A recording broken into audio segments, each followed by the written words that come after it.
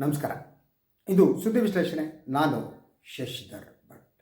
ಇದು ನನ್ನ ಡಿಜಿಟಲ್ ವಾಹಿನಿ ಸುದ್ದಿ ಟಿವಿ. ಪಿ.ವಿ. ನರಸಿಂಹರಾವ್ ಭಾರತದ ಮಾಜಿ ಪ್ರಧಾನಿ. ಅವರು 5 ಭಾಷೆಗಳ ಮೇಲೆ ಪ್ರಭುತ್ವವನ್ನು ಹೊಂದಿದವರಾಗಿದ್ದರು. Cultured politician. ಅವ್ರನ್ನ ನೆನಪು ಮಾಡ್ಕೊಳ್ಳೋದಕ್ಕೊಂದು ಕಾರಣ ಇದೆ. ಅವರು ಯಾವುದೇ ಸಮಸ್ಯೆಗಳಿಗೆ ಪರಿಹಾರವನ್ನು ಸೂಚಿಸ್ತಾನೇ ಇರಲಿಲ್ಲ, ರಿಯಾಕ್ಟೇ ಮಾಡ್ತಿರಲಿಲ್ಲ. ಸೊ ಸಮಯ ತನ್ನಿಂದ ತಾನೇ ಪರಿಹಾರವನ್ನು ಸೂಚಿಸುತ್ತೆ ಆಗುತ್ತೆ ಅಂತ ನಂಬ್ಕೊಂಡಿದ್ದರು.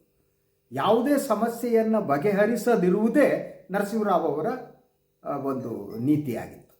ಇದನ್ನು ನೆನಪು ಮಾಡ್ಕೊಳ್ಳೋದಕ್ಕೆ ಬಹಳ ಮುಖ್ಯವಾದ ಕಾರಣ ಕಾಂಗ್ರೆಸ್ ಪಕ್ಷದ ಇವತ್ತಿನ ಬೆಳವಣಿಗೆ. ನಿನ್ನೆ ರಾಹುಲ್ ಗಾಂಧಿಯವರು ಮೈಸೂರಿನ ವಿಮಾನ ನಿಲ್ದಾಣದಲ್ಲಿ ಇಳಿದ್ರು. ಅಲ್ಲಿಂದ ತಮಿಳುನಾಡಿನ ಒಂದು ಶಾಲೆಗೆ ಅವರು ಹೋಗುವುದಿತ್ತು. ಮುಖ್ಯಮಂತ್ರಿ ಉಪಮುಖ್ಯಮಂತ್ರಿ ಇಬ್ಬರು ಒಂದೇ ಹೆಲಿಕಾಪ್ಟರ್ನಲ್ಲಿ ಬೆಂಗಳೂರಿಂದ ಹಾರಿ ಮೈಸೂರಿಗೆ ಬಂದರು. ಮೈಸೂರಿನಲ್ಲಿ ಏರ್ಪೋರ್ಟ್ನಲ್ಲಿ ಅವರು ರಾಹುಲ್ ಗಾಂಧಿ ಅವರನ್ನು ಸ್ವಾಗತಿಸಿದ್ರು. ಇದಾದ ಮೇಲೆ ಅವರು ತಿರುಗಿ ದೆಹಲಿಗೆ ಹೋಗುವಂಥ ಸಂದರ್ಭದಲ್ಲಿ ಮೈಸೂರು ವಿಮಾನ ನಿಲ್ದಾಣದಲ್ಲಿ ಅವರು ವಿಶೇಷ ವಿಮಾನದ ಮೂಲಕ ಬಂದದ್ದು. ಅಲ್ಲಿಂದ ಒಂದು ಹೆಲಿಕಾಪ್ಟರ್ನಲ್ಲಿ ಅವರು ತಮಿಳುನಾಡಿಗೆ ತೆರಳಿದರು. ಅದಾದಮೇಲೆ ವಾಪಸ್ ಹೋಗುವ ಸಂದರ್ಭದಲ್ಲಿ ಅವರನ್ನು ಬೀಳ್ಕೊಡುವುದಕ್ಕೆ ಮುಖ್ಯಮಂತ್ರಿ ಮತ್ತು ಉಪಮುಖ್ಯಮಂತ್ರಿ ಇಬ್ಬರು ಬಂದಿದ್ದರು, ಸಿದ್ದರಾಮಯ್ಯನವರು ಮತ್ತು ಡಿ ಕೆ ಶಿವಕುಮಾರ್ ಅವರು. ಆ ಸಂದರ್ಭದಲ್ಲಿ ಇಬ್ಬರ ಜೊತೆ ರಾಹುಲ್ ಗಾಂಧಿ ಒಂದು 2-3 ನಿಮಿಷಗಳ ಕಾಲ ಅಥವಾ 4 ನಿಮಿಷಗಳ ಕಾಲ ಮಾತನಾಡಿದರು. ಫಸ್ಟ್ ಇಬ್ಬರನ್ನು ಸೇರಿಸಿ ಅದಾದಮೇಲೆ ಸಿದ್ದರಾಮಯ್ಯನವರನ್ನೇ ಕರೆದು ಅವರ ಜೊತೆ ಒಂದು 2 ನಿಮಿಷ ಮಾತನಾಡಿದರು. ಹಾಗೆಯೇ ಡಿ ಕೆ ಶಿವಕುಮಾರ್ ಅವರ ಹತ್ರನೂ 2 ನಿಮಿಷಗಳ ಕಾಲ ಮಾತನಾಡಿದರು. ಹಾಗಿದ್ರೆ ಏನು ಮಾತಾಡಿದ್ರು ರಾಹುಲ್ ಗಾಂಧಿಯವರು? ಈ ಬಗ್ಗೆ ಬಂದಂತಹ ವರದಿಗಳ ಪ್ರಕಾರ ದೆಹಲಿಗೆ ಬನ್ನಿ ಅಂತ ಹೇಳಿದ್ರು ಅಂತ. ನಿನ್ನೆ ಎಲ್ಲ ಮಾಧ್ಯಮಗಳು ಈ ಸುದ್ದಿಯನ್ನು ತೆಗೆದುಕೊಂಡು ಆಗೋಯ್ತು, ಮಾತುಕತೆ ನಡೆದೋಯ್ತು, ಎಲ್ಲ ಮುಗಿದೋಯ್ತು, ಆಯಿತು, ಸಮಸ್ಯೆ ಬಗೆಹರಿತು, ಈ ರೀತಿಯ ವರದಿಗಳನ್ನು ಮಾಡ್ತಾ ಇದ್ದರು. ಪೊಲಿಟಿಕಲ್ ರಿಪೋರ್ಟಿಂಗ್ನಲ್ಲಿ ಇರುವ ಈ ಇಮ್ಮೆಚ್ಯೂರಿಟಿ ಇದೆಯಲ್ಲ, ಆ ಇಮ್ಮೆಚ್ಯೂರಿಟಿಯನ್ನು ನೋಡಿ. ಒಂದು ಕಾಂಗ್ರೆಸ್ ಹೈಕಮಾಂಡ್, ನಾನು ಹೇಳಿದ್ನಲ್ಲ ಪಿ.ವಿ. ನರಸಿಂಹರಾವ್ ರೀತಿ ಸಮಯವೇ ಸಮಸ್ಯೆಯನ್ನು ಬಗೆಹರಿಯುತ್ತೆ ಅನ್ನುವ ನಿಲುಮೆಯನ್ನು ಹೊಂದಂತೆ ಕಾಣುತ್ತೆ. ಒಂದು ಫಸ್ಟ್ ಪಾಯಿಂಟ್. ಎರಡನೇದೇನು ಗೊತ್ತಾ, ನೀವು 2.5 ವರ್ಷಗಳಿಂದ ಇದ್ದಂಥ ಒಂದು ಸಮಸ್ಯೆ ಕೇವಲ 2 ನಿಮಿಷ ಮಾತುಕತೆಯ ಮೂಲಕ ಬಗೆಹರಿಯುತ್ತೆ ಅನ್ನೋದು ಮೂರ್ಖತೆ, ಅನ್ನೋದು ಪರಮಾವಧಿ. ಅಧಿಕಾರ ಹಂಚಿಕೆ ಅನ್ನೋದಿದೆಯಲ್ಲ, ಅದು ಅಷ್ಟು ಬೇಗ ಸುಲಭವಾಗಿ ಬಗೆಹರಿಯುವುದಲ್ಲ.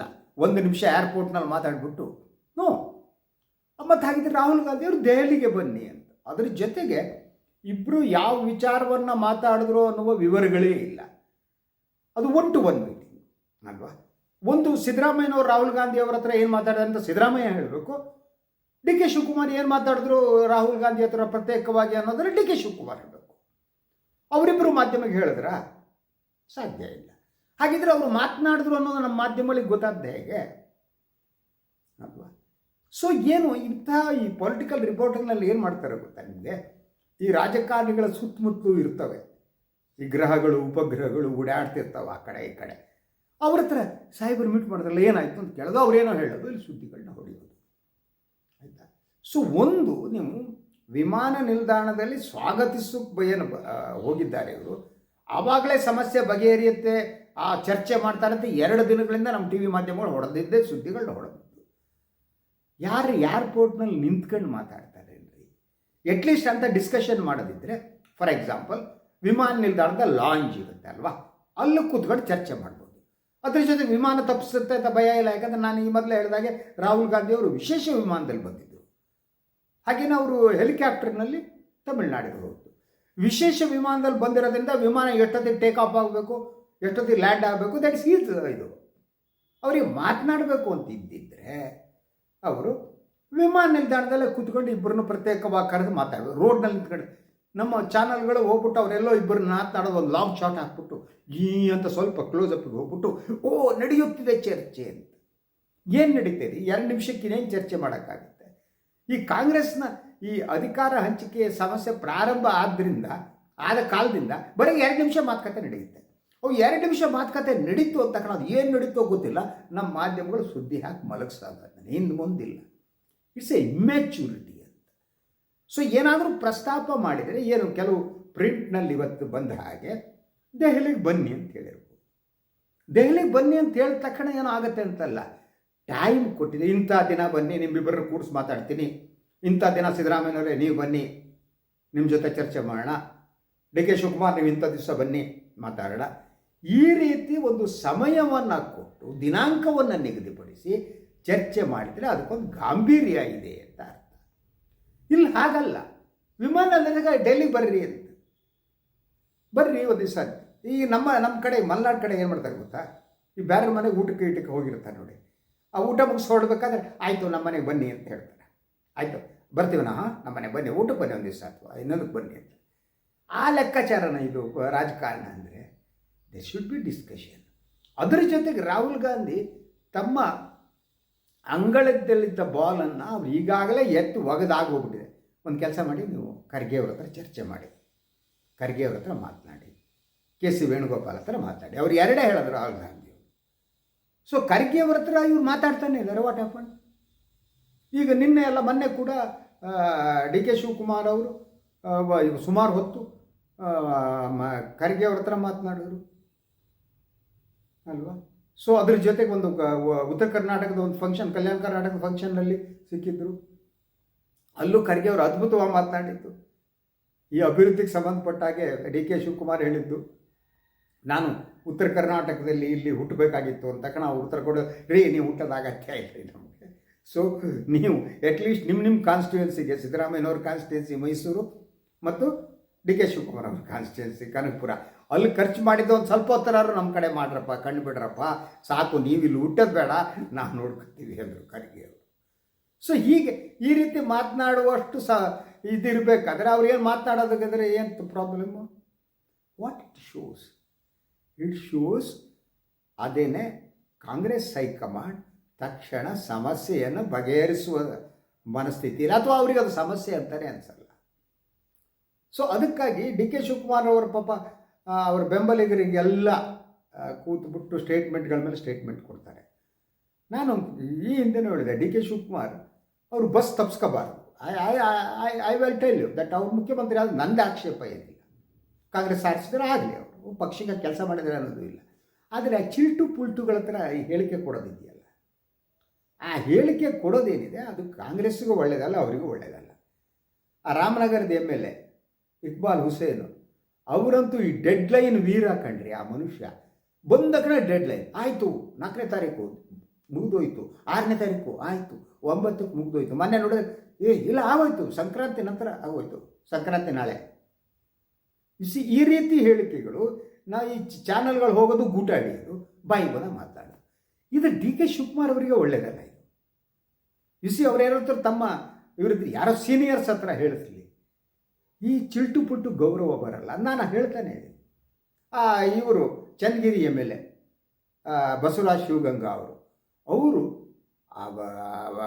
ಸೀನಿಯರ್ ಪೊಲಿಟಿಷಿಯನ್ಸ್ ಏನಿದ್ದಾರೆ, ಇವ್ರು ಹುಟ್ಟಕ್ಕಿಂತ ಮೊದಲೇ ಅವ್ರು ರಾಜಕಾರಣಕ್ಕೆ ಬಂದವರು, ರಾಯರೆಡ್ಡಿ ಅವ್ರ ಹೇಳಿಕೆ ಸರಿ ಇಲ್ಲ.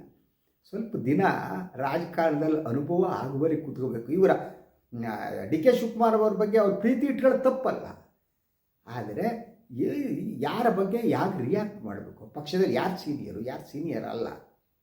ರಾಯರೆಡ್ಡಿ ಯಾವ ಕಾಲದಿಂದ ಬಂದವರು ರಾಜಕಾರಣದಲ್ಲಿ, ಜನತಾ ಪರಿವಾರದಲ್ಲಿ ಇದ್ದಂಥವ್ರು, ಇವ್ರ ವಯಸ್ಸಷ್ಟೇ ಅನುಭವ ಇದೆ. ಅಂಥವ್ರ ಬಗ್ಗೆ ರಿಯಾಕ್ಟ್ ಮಾಡಬೇಕಾದ್ರೆ ಹೇಗೆ ರಿಯಾಕ್ಟ್ ಮಾಡಬೇಕು ಅನ್ನೋ ಗೊತ್ತಿರಬೇಕು. ಅದ್ರ ಜೊತೆ ರಾಜಕಾರಣದಲ್ಲಿ ನೀವೊಂದು ವ್ಯೂಹವನ್ನು ರಚಿಸ್ತಾ ಹೋಗ್ತಾರೆ, ಚಕ್ರವ್ಯೂಹ, ಅದನ್ನು ಸರಿಯಾಗಿ ರಚಿಸೋದು ಗೊತ್ತಿರಬೇಕು. ಆ ಚಕ್ರವ್ಯೂಹದೊಳಗೆ ಯಾರು ಪ್ರವೇಶ ಮಾಡಿದರೆ ಅವರ ಹೊರಗೆ ಬರದಂತೆ ಮಾಡಬೇಕಾದ್ದು ಭಾಳ important. Politics is A different game. So ಅದು ನನಗನ್ಸೋ ಹಾಗೆ D K Shivakumar should tell, ಅಥವಾ ಯಾರೋ ಸೀನಿಯರ್ ಮಂತ್ರಿಗಳ ಲೆವೆಲ್ನಲ್ಲಿ ಇದ್ದವ್ರ ಹತ್ರ ಬೇಕಾದ್ರೆ ಸ್ಟೇಟ್ಮೆಂಟ್ ಕೊಡಿಸ್ಲಿ, ಇನ್ಯಾರ ಹತ್ರ ಕೊಡಿಸ್ಲಿ, ಅವರು ಬೆಂಬಲಿಗರಿದ್ದಾರೆ ಇಲ್ಲ ಅಂತಲ್ಲ. ಅಂದರೆ ಯಾರಾದರೂ ಅವರ ಬೆಂಬಲಕ್ಕೆ ನಿಂತರು ಅಂತಾದರೆ ಅವರು ಶಕ್ತಿಯುತ ರಾಜಕಾರಣಿಯಾಗಿರಬೇಕು, ಚಿಲ್ಟು ಪುಲ್ಟುಗಳಾಗ್ಬೋದು. ಅಟ್ಲೀಸ್ಟ್ ಪ್ರಥಮ ಬಾರಿಗೆ ಆಯ್ಕೆಯಾದಂಥವರು, ಪ್ರಥಮ ಬಾರಿಗೆ ವಿಧಾನಸಭೆಯ ಮೆಟ್ಲನ್ನು ಹತ್ತಿದವರು, ಸರಿಯಾಗಿ ಇನ್ನೂ ವಿಧಾನಸಭೆ ಹೇಗಿದೆ ಅಂತಲೇ ನೋಡದಿರುವವರು, ಅವರು ಬ್ಯಾಟಿಂಗ್ ಮಾಡೋದಕ್ಕೆ ಗೌರವ ಬರಲ್ಲ ಅನ್ನೋದು ಕಾರಣಕ್ಕಾಗಿ. What I believe D K Shivakumar ಹೇಳಿದ್ನಲ್ಲ, yes you should be the chief minister, I have no issue, ಪಕ್ಷಕ್ಕಾಗಿ ಮಾಡೋದು. ಆದರೆ ಅವರ ಗೇಮ್ ಪ್ಲ್ಯಾನ್ ಇದೆಯಲ್ಲ, ಆ ಗೇಮ್ ಪ್ಲ್ಯಾನಲ್ಲಿ ಪ್ರಾಬ್ಲಮ್ ಇದೆ. ಅದು ಮೂಲಭೂತವಾಗಿ ಅದು ಕಾರಣ ಅಂದರೆ ವಾಟ್ ಐ ಬಿಲೀವ್, ನಾನು ತುಂಬ ಅವರ ಹತ್ತಿರದಿಂದ ನೋಡೋದಾಗಿ ಅವರು ಈ ಗ್ರಾಮಾಂತರ ಪ್ರದೇಶದಲ್ಲಿ ಇರೋ ಒಂದು ಹುಂಬುತನ ಇದೆ. ಅದು ಸಿದ್ದರಾಮಯ್ಯನವ್ರಲ್ಲೂ ಇದೆ, ಇಬ್ಬರಲ್ಲೂ ಇದೆ, ಆ ಹುಂಬುತನ ಇದೆ. ಇಬ್ಬರು ನಾನು ಹತ್ತಿರದಿಂದ ಬಲ್ಲವನಾಗಿ ಹೇಳೋದು. ಆದರೆ ಸಿದ್ದರಾಮಯ್ಯ ಆ ಹುಂಬುತನ ಇದ್ದರೂ ಕೂಡ ಅದನ್ನು ಮೀರುವುದಕ್ಕೆ ಟ್ರೈ ಮಾಡ್ತಾ ಹೋಗ್ತಾರೆ. ಅವರು ಓವರ್ ರಿಯಾಕ್ಟ್ ಮಾಡೋಕ್ಕೆ ಹೋಗಲ್ಲ. ಸೊ ಆದರೆ ಡಿ ಕೆ ಶಿವಕುಮಾರ್ ಅವರ ಹುಂಬುತನ ಇದೆಯಲ್ಲ, ಗ್ರಾಮೀಣ ಪ್ರದೇಶದಿಂದ ಬಂದದ್ದು, ಗ್ರಾಮೀಣ ಸೊಗಡು ಅಂತೇಳಿ ಇನ್ನೊಂದು ಹೇಳಿ, ಸೊ ಅದರಿಂದ ಹೊರಬರೋಕ್ಕೆ ಸಾಧ್ಯ ಆಗ್ತಾ ಇಲ್ಲ.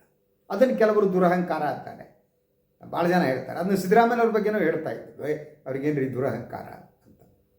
ಅದು ಆ ರೀತಿ ರಿಯಾಕ್ಷನ್ಗಳು ಬರ್ತದೆ. ಆದರೆ ನೀವು ರಾಜಕೀಯದಲ್ಲಿ ಆಟ ಆಡುವಾಗ ಅದು ವಿಚಿತ್ರ ಆಟ. ಅದು ನೀವು ಕ್ರಿಕೆಟ್ ಆದರೆ ಗೋಲ್ ಹೊಡೆಯೋ ಸ್ಥಿತಿ ಬರ್ಬೋದು, ಹಾಕಿ ಆದರೆ 6 ಹೊಡೆಯೋ ಸ್ಥಿತಿ ಬರ್ಬೋದು. ಇಂತಹ ಆಟ ಇನ್ನೊಂದಿಲ್ಲ ರಾಜಕಾರಣದಲ್ಲಿ. ಆ ಆಟ ಆಡುವಾಗ ಅದ್ರ ಜೊತೆಗೆ ಏನು ಗೊತ್ತಾ ನಿಮಗೆ, ಯಾವ ಹಂತದಲ್ಲಿ ಯಾರನ್ನು ಇಳಿಸ್ಬೇಕು ಮೈದಾನಕ್ಕೆ ಅಂತ. ಈ ಕ್ರಿಕೆಟ್ನಲ್ಲಿ ಫಾರ್ ಎಕ್ಸಾಂಪಲ್, ಈ ಕ್ರಿಕೆಟ್ ಬೇರೆ T20 ಸ್ಟಾರ್ಟ್ ಆಗುತ್ತೆ, ಇವತ್ತು ಕೂಡ 1 ಡೇ ಮ್ಯಾಚ್ ಇದೆ. ಈ ಕ್ರಿಕೆಟ್ನಲ್ಲಿ ನೀವು ಓಪನಿಂಗ್ ಯಾರು ಮಾಡಬೇಕು ಅವ್ರನ್ನೇ ಕಳಿಸ್ಬೇಕು. ಫಸ್ಟ್ ಡೌನಾಗಿ ಯಾರು ಕಳಿಸ್ಬೇಕು ಅದು team management will have to decide ಅಲ್ವಾ. ಟೇಲೆಂಟರ್ ಯಾರು ಬರಬೇಕು, ಹಾರ್ಡ್ ಹಿಟ್ರ್ ಯಾರು ಬರಬೇಕು, ಹೋಮ್ ಹೊಡಬೇಕು, ಹೇಗೆ ಅದರಂತೆ ಬೌಲರ್ ಹೇಗಿರಬೇಕು. This is the thing, this is an art. ಹಾಗೆಯೇ ರಾಜಕಾರಣ ಅನ್ನೋದು ಒಂದು ಆರ್ಟ್. ಹಾಗೆಯೇ ಯಾವ ಟೈಮಿಗೆ ಯಾರ ಹತ್ರ ಹೇಳಿಕೆ ಕೊಡಿಸ್ಬೇಕು ಅನ್ನೋದು ರಾಜಕಾರಣಿಗೆ ಗೊತ್ತಿರಬೇಕು. ಓಪನ್ ಅವರೇ ನೀವು ಯಾರನ್ನೋ ಟೇಲೆಂಟರ್ ತಂದು ಓಪನಿಗೆ ಇಟ್ಬಿಟ್ರೆ ವಿಕೆಟ್ನೆಲ್ಲ ಬಿದ್ದೋಗ್ಬಿಡ್ತಾರೆ ಅಲ್ವಾ. ಯಾರೋ ಬೌಲರ್ ಇರ್ತಾರಲ್ಲ, ನಮ್ಮ ಇಂಡಿಯನ್ ಟೀಮ್ನಲ್ಲಿದ್ದಾರೆ ಬೂಮ್ರಾ ಅಂತವ್ರು, ಅವರೆಲ್ಲ ಓಪನ್ ಮಾಡೋಕ್ಕೆ ಹೋದ್ರೆ ಏನಾಗುತ್ತೆ, ಇನ್ನಿಂಗ್ಸ್ ಬಿದ್ದೋಗ್ಬಿಡುತ್ತೆ. ಸೊ ಡಿ ಕೆ ಶಿವಕುಮಾರ್ ಆಗ್ತಾ ಇರೋದು ಅದೇನೆ.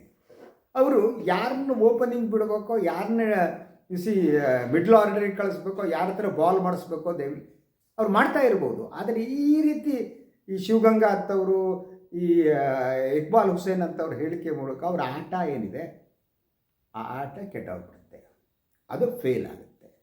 ಸೊ ಅವರು ಆವಾಗ ಬಸ್ ತಪ್ಪಿಸ್ಕೋಬೇಕಾಗತ್ತೆ ಅಥವಾ ತಮ್ಮ ಬಸ್ಗಾಗಿ ಕಾಯಬೇಕಾಗುತ್ತೆ. ನಿನ್ನೆ ಮೈಸೂರಿನಲ್ಲಿ ಏನೋ ನಾನು ನೋಡ್ತಾ ಇದ್ದೆ, ಅವರು ಎಲ್ಲ ಕಳಿಸಿ ಹೋಗಬೇಕಾದ್ರೆ ಡಿ ಕೆ ಶಿವಕುಮಾರ್ ಅವ್ರ ಕಾರ್ ಮಿಸ್ ಆಗಿಬಿಡುತ್ತಂತೆ. ಇರಲಿಲ್ಲ, ಫೋನ್ ಮಾಡಿ ಎಲ್ಲರಪ್ಪ ನನ್ನ ಕಾರು ಅಂತ. ಅವ್ರದ್ದು ರಾಜಕೀಯ ಕಾರು ಮಿಸ್ ಆಗದಿರಲಿ, ಅವ್ರು ಕರ್ನಾಟಕದ ಮುಖ್ಯಮಂತ್ರಿ ಆಗಲಿ, ಮಿಸ್ ಆಗದೆ ಇರಲಿ. ಆದರೆ ಮಿಸ್ ಆಗದಿರೋದಕ್ಕೆ ಏನು ಮಾಡಬೇಕು ಗೊತ್ತಾಗಿರ್ಬೇಕು. ಕಾರ್ ಡ್ರೈವರ್ನಿಗೆ ಉಗಿಬೇಕು, ಏನಯ್ಯ ಎಲ್ಲೋ ತಗೊಂಡು ಹೋಗಿದ್ಯಪ್ಪ ನೀನು, ಯಾಕೆ ಟೈಮಿಗೆ ಬಂದಿಲ್ಲ, ನಾ ಇಲ್ಲಿ ಕಾಯ್ತಾ ನಿಂತಿದ್ನಲ್ಲ ಅಂತ. ಈ ಕಾಯುವಿಕೆ ಇದೆಯಲ್ಲ, ಆ ಕಾಯುವಿಕೆ ಭಾಳ ನೋವೆಂದು ಕಂಡ ಜೀವನದಲ್ಲಿ ತುಂಬ ಕಾಯೋದಿರುತ್ತಲ್ಲ, ಅದು ಬೇರೆ ಬೇರೆ ರೀತಿಯ ಪರಿಣಾಮಗಳು ಬೀರುತ್ತೆ. ಡಿ ಕೆ ಶಿವಕುಮಾರ್ ಕಾಯ್ತಾ ಇದ್ದಾರೆ. ಈ ಕಾಯುವಿಕೆ ಕೆಲವೊಮ್ಮೆ ಫ್ರಸ್ಟ್ರೇಷನ್ ಕೂಡ ಉಂಟು ಮಾಡಬಹುದು. ಆದ್ದರಿಂದ ಡಿ ಕೆ ಶಿವಕುಮಾರ್ ಫ್ರಸ್ಟ್ರೇಷನ್ ಆಗದಿರಲಿ, ಅವರ ಸಮಯ ಅವ್ರ ಕೈಯಲ್ಲಿದೆ. ಆದರೆ ಅವರ ಮಿಸ್ ಮಾಡ್ಕೊಂಡು ಕಾರು ಅಥವಾ ಲೇಟಾಗಿ ಬರೋದಿದೆಯಲ್ಲ, ಅದನ್ನ ತಡಿಬೇಕಾದ್ದು ಅವ್ರ ಕೆಲಸ. ಹಾಗೆ ಮುಖ್ಯಮಂತ್ರಿ ಸ್ಥಾನದ ಅವರ ಕಾರ್ ಏನಿದೆ ಅದು ಮಿಸ್ ಆಗದಿರಲಿ, ಆದರೆ ಅವರು ಶುಡ್ ಪ್ಲ್ಯಾನ್ ಪ್ರಾಪರ್ಲಿ ಅಂತ. ಸುತ್ತಮುತ್ತ ಒಬ್ಬ ರಾಜಕಾರಣಿ ಆದವನು ತನ್ನ ಸುತ್ತಮುತ್ತ ಯಾರನ್ನ ಇಟ್ಕೋತಾನೆ ಅನ್ನೋದು ಭಾಳ ಇಂಪಾರ್ಟೆಂಟ್. ಯಾರ ಜೊತೆ ಕಾಣಿಸ್ಕೊತೀವಿ, ನಮ್ಮ ಪರವಾಗಿ ಯಾರಿದ್ದಾರೆ, ನಮ್ಮ ಪರವಾಗಿ ಯಾರಿಲ್ಲ, this the most important thing. So ನಮ್ಮಲ್ಲಿ ಸಂಘ ದೋಷ ಅಂತಾರೆ, ಸಂಘ ಅಂತಾರೆ. ನೀವು ಯಾರ ಸಂಘದಲ್ಲಿದ್ದೀರಿ, ಯಾರ ಜೊತೆಗಿದ್ದೀರಿ, ನಿಮ್ಮ ಜೊತೆ ಇರುವವರು ಎಂಥವರು, ಅದು ಬಹಳ ಮುಖ್ಯವಾದ್ದು. ಅದು ಅನುಭವದಿಂದ ಬರೋವಂಥದ್ದು. ಅದು ಅನುಭವ ಪಾಠ ಕಲಿಸ್ತಾ ಹೋಗುತ್ತೆ ಎಲ್ಲರಿಗೂ. ಹಾಗೆಯೇ ನಾವು ಅನುಭವದಿಂದ ಪಾಠ ಕಲಿತಾ ಹೋಗ್ತೀವಿ. ಡಿ ಕೆ ಶಿವಕುಮಾರ್ ಅವರು ಅನುಭವದಿಂದ ಪಾಠ ಕಲಿಬೋದು. ಅಲ್ಟಿಮೇಟ್ಲಿ ಕಟ್ಟ ಕನೆಯ ಪ್ರಶ್ನೆ ಏನು ಅಂತಾದರೆ, ಅವರ ವಾಹನ ಬಸ್ ಯಾವಾಗ ಬರುತ್ತೆ, ಅವರು ಯಾವಾಗ ಮುಖ್ಯಮಂತ್ರಿ ಆಗ್ತಾರೆ ಅನ್ನೋದೇ. ಇದು ಇವತ್ತಿನ ಸುದ್ದಿ ವಿಶ್ಲೇಷಣೆ. ಇನ್ನೊಂದು ವಿಚಾರದಾಗ ಮತ್ತೆ ಬರ್ತೀನಿ. ನನ್ನ ಮೈಂಡ್ ಲೈಕ್ ಮಾಡಿ, ಸಬ್ಸ್ಕ್ರೈಬ್ ಮಾಡಿ, ಬೆಲ್ ಐಕಾನ್ ಪ್ರೆಸ್ ಮಾಡೋದಕ್ಕೆ ಮರಿಬೇಡಿ. ಹಾಗೆಯೇ ಸಾಧ್ಯ ಆದರೆ ಸಹಾಯ ಮಾಡಿ ಸ್ವತಂತ್ರ ಪತ್ರಿಕೋದ್ಯಮವನ್ನು ಉಳಿಸಿ ನನ್ನನ್ನು ಬೆಂಬಲಿಸಿ. ನಮಸ್ಕಾರ.